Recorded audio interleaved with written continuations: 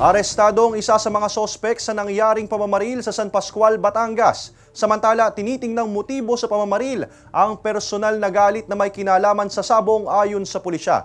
May follow-up report si Denise Abante.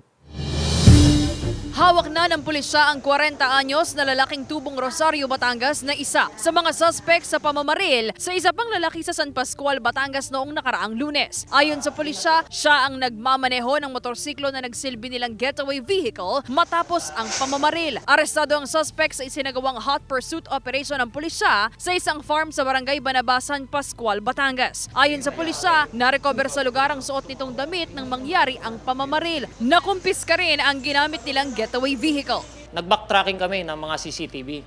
So doon nasunso namin kung saan mga dumaan at kung saan pumunta yung mga suspect at nagresulta doon sa pagkaka-recover ng mga evidence na magtuturo o maglilink doon sa isa sa mga suspect na nahuli natin. Sa CCTV footage na ibinigay ng San Pascual Police, makikitang halos mabagal ang daloy ng trapiko sa bahaging ito ng Barangay Poblasyon pasado alas 6 ng gabi noong Lunes. Kasagsagan din umano ito ng pag-uulan ng hapong iyon. Sa may dulong bahagi, makikita ang isang motorsiklong tinabihan ng kotse. Tinutukan ng baril, pinaputukan umano ng 2 beses at kagad na umalis. Bahagyang napatigil ang kotse at napunta sa kabilang bahagi ng kalsada. Ang mga suspect pumasok sa kanto ng Barangay Laurel at tumakas. Personal na galit na may kinalaman sa sabong ang tinitingnang motibo ng pulisya sa pamamaril. Based doon sa motive na nakikita namin ay related doon sa tinatawag na game fixing o panyonyope ng mga panabong na manok. Yung mga matibay na ebidensya na nakikita namin kung bakit nangyari yung insidenteng yun. Depensa ng nahuling suspect sa insidente.